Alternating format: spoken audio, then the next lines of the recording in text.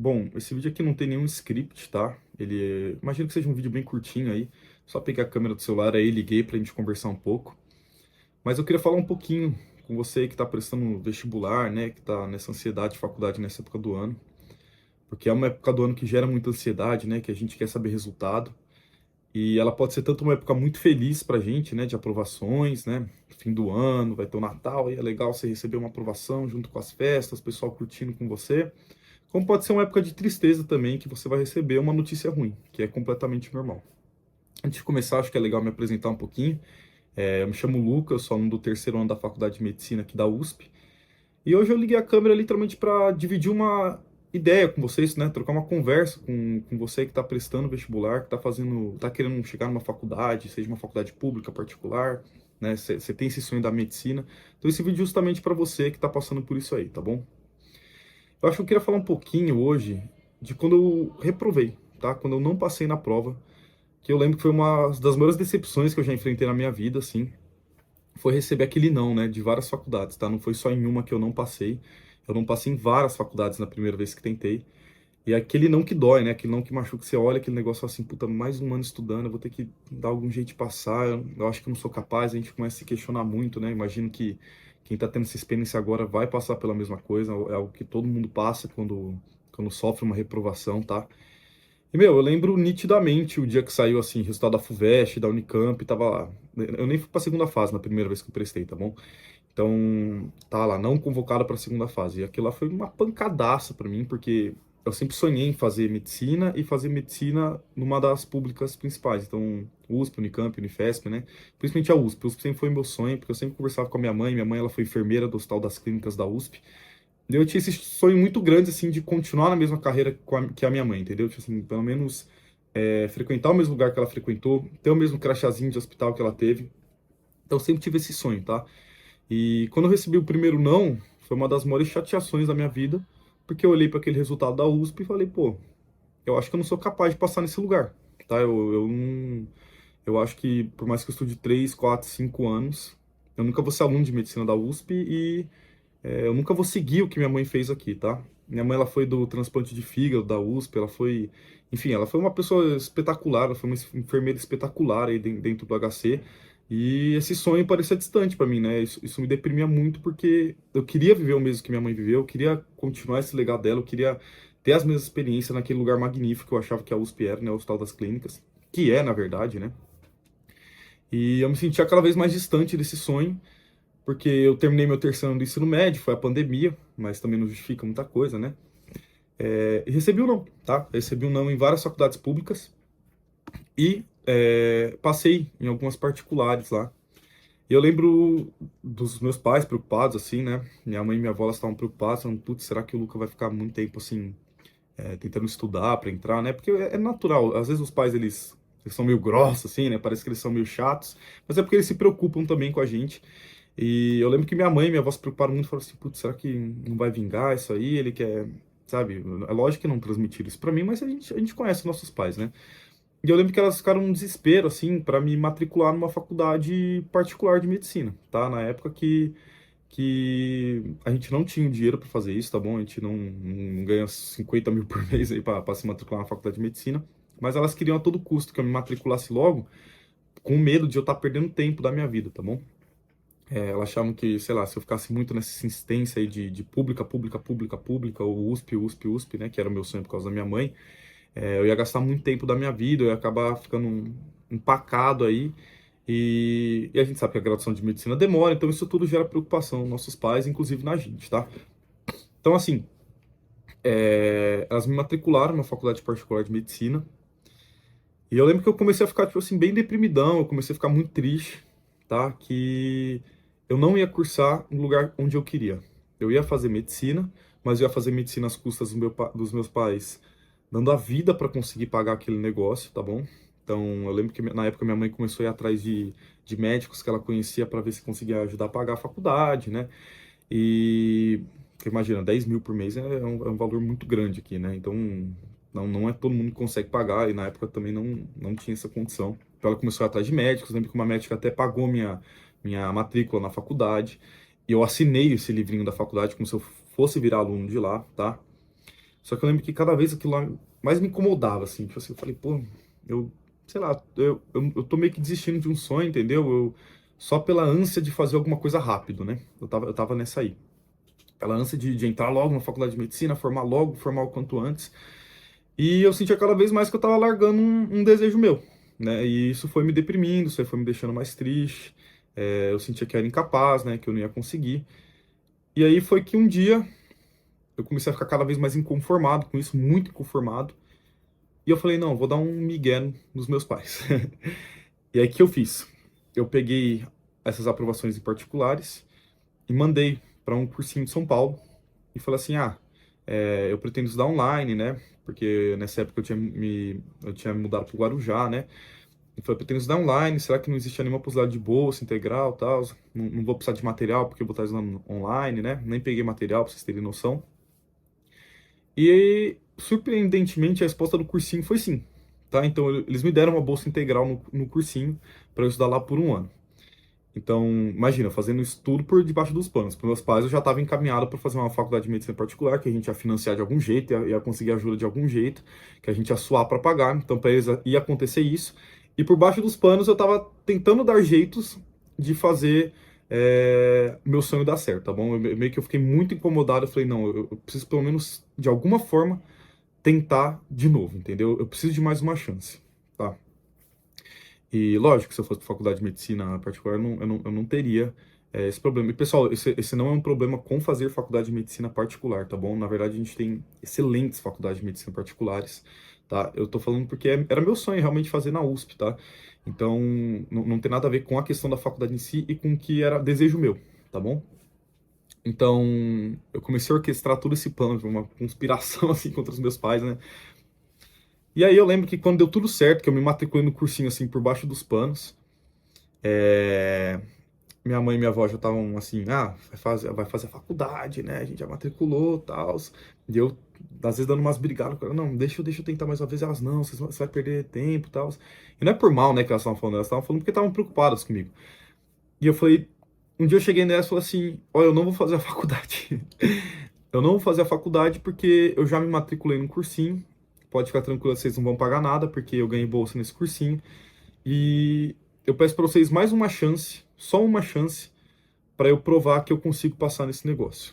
Então eu tirei tudo no ventilador, né? Imagina, eu joguei todas as minhas cartas. Eu pedi uma chance para passar na faculdade que eu mais queria. Então eu ia largar uma vaga garantida lá para passar na faculdade que eu queria. Imagina a pressão, né, que eu me coloquei nesse ano, assim. Então, eu sabia que se eu não passasse naquele ano, provavelmente meus pais iam ficar mais preocupados ainda. Iam querer me matricular a qualquer custo em outra faculdade. E aí eu comecei a fazer o cursinho, tá bom? Só que ficou aquele gosto amargo, né? Eu não passei de primeira, não fui nem para a segunda fase. E a gente fica questionando, a gente fica pensando em USP, Unicamp, Unifesp, as faculdades grandes, né? A gente fica falando, pô, isso aí é impossível, né? Coisa de doido. Até mesmo a gente pega umas faculdades de medicina particulares muito boas aí, por exemplo, a Einstein, Medicina ABC. A gente fala, pô, esse sonho é extremamente impossível. E eu também tava nessa cabeça, tá? Eu fiquei um ano inteiro pensando nisso. Porém, como eu sabia que aquele seria o meu ano, entendeu? Aquele seria o ano que eu precisava resolver minha vida, senão eu nunca mais ia fazer a faculdade do meu sonho. Eu meio que criou uma emergência em mim para eu desenvolver alguma estratégia que me ajudasse a passar, entendeu? Então, foi um dos anos mais transformadores na minha vida em questão de disciplina, em questão de aprender como que eu aprendo, né? Então, você precisa aprender a aprender, é um negócio engraçado isso até. Estratégia de provas, enfim, como eu lidava com a minha rotina, como eu lidava com o meu psicológico. É lógico que o meu psicológico puxou bastante esse ano, só que eu aprendi também a ser um pouco resiliente em relação a essas coisas. Então, foi um ano bem transformador na minha vida, tá? Chegando no fim do ano, surpresaça pra mim, assim, acho que foi uma das épocas mais felizes da minha vida. Então imagina, é o que eu falei, essa época do ano, ela pode ser tanto muito feliz quanto muito triste, tá? Então ano passado não, desculpa, em 2020, que foi o ano que eu fui, que eu não passei nas faculdades, tá? Foi um dos anos mais tristes, assim, né? Porque eu via meu sonho longe de mim. E em 2021, logo em seguida, eu passei por esse ano transformador aí, que eu foquei que nem tudo. Eu comecei a distribuir bem minha rotina, comecei a montar cronograma, comecei a me organizar direitinho, comecei a me importar em aprender as matérias de fato, tá? Não só ler aquela página ali e passar. E, meu, fui aprovado. Cheguei no fim do ano, fui aprovado, tá? Em 7 faculdades públicas de medicina. E aí, aquela alegria toda, né? Foi uma das sensações mais gostosas da minha vida. Eu lembro que a primeira que eu recebi a aprovação foi a FAMERP, que é a Faculdade de Medicina de São José do Rio Preto, tá? Uma faculdade estadual lá que é bem boa, aliás. E nessa eu lembro que eu abri a página e eu já tava meio descrente, né? Porque a gente fica com medo, né? Nessa época do ano a gente fica com medo de abrir página de vestibular, de resultado. Eu abri meio descrente assim, pum, aprovado. Meu, nessa hora saiu um peso de cima de mim, pessoal, que não. Que assim, eu não consigo descrever, tá bom? Eu torço que para todos vocês que estão fazendo vestibular, né? Para você que tá aí nessa corrida também para fazer medicina, ou até algum outro curso aí que tem essa pressão psicológica gigantesca para você entrar, é muito gostoso mesmo. Então eu torço que vocês também passem por tirar esse peso aí, tá? É uma delícia. Então a primeira faculdade já veio, FAMEP, mas ainda assim não era a que eu sonhava, tá? Logo em seguida, eu recebi o resultado da Unicamp. E aí eu fui aprovado também. Eu fui nota máxima da redação da Unicamp. Isso até deu uma salvadinha na minha nota. Fui aprovado. Aí eu liguei pra minha mãe e falei, pô, mãe, fui aprovado na Unicamp. Minha mãe tava fora, tava trabalhando. E aí foi aquele chororô, todo mundo feliz da vida. Eu entrando nos grupos de WhatsApp, os veteranos me chamando, eu felizaço. E depois vem a outra bomba, que foi o resultado do Enem, que eu tinha acertado 166 questões na época. Então imagina, no meu no terceiro ano do ensino médio, eu tinha acertado acho que 130 e poucos. E no terceiro ano eu acertei 166. Então eu aumentei quase que 30 e poucos pontos no Enem de um ano para outro. Tudo isso nesse caminho que eu julgo mesmo transformador, assim, em questão de rotina, disciplina, tá bom?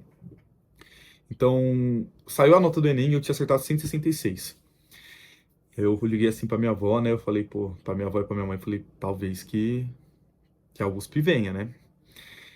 E em seguida saiu o SISU e veio a sonhada aprovação em medicina na USP. E aí, basicamente, meu sonho estava realizado.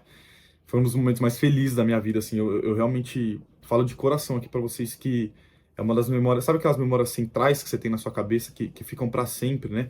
E essa foi minha aprovação na Faculdade de Medicina da USP. E também as outras aprovações, né? Principalmente também a da FAMERP, que foi a primeira, e a da Faculdade de Medicina da USP. E aí eu lembro que eu fiquei numa baita euforia, assim, eu, não, eu tava ligando para todos os pessoais que eu conhecia que já eram médicos ou que acompanharam minha trajetória e contando, pô, meu, fui aprovado na USP, pô, eu vou estudar no HC, no Hospital das Clínicas. Aí começava a abrir vídeo no YouTube de como era a faculdade de medicina, como era o hospital, tá?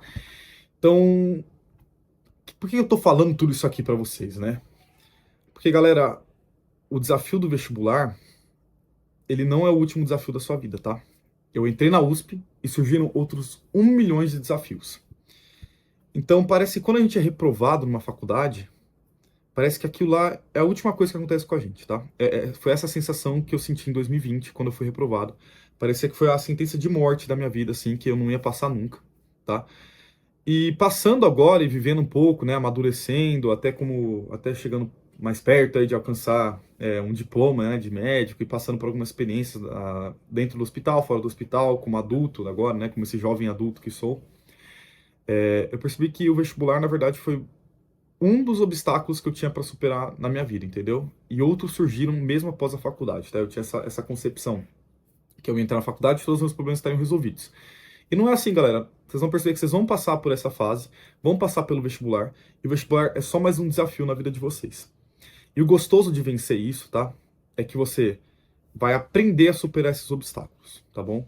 Então, eu vou dar um exemplo bem prático. Eu estava fazendo uma pesquisa agora no ICESP e as células que eu estava cultivando estavam morrendo por algum motivo, tá? E é lógico que isso chateia, eu estou desprendendo tempo para aprender isso, eu tô indo lá quase toda semana, né, para tentar cultivar direito essas células, e elas estão morrendo, eu não sei por quê. Isso está me chateando ultimamente. Mas, poxa, eu lembro de tantas coisas que eu superei já, entendeu? Tantos obstáculos que eu já enfrentei, e o vestibular foi um deles, tá? Que me dá força para continuar nesse.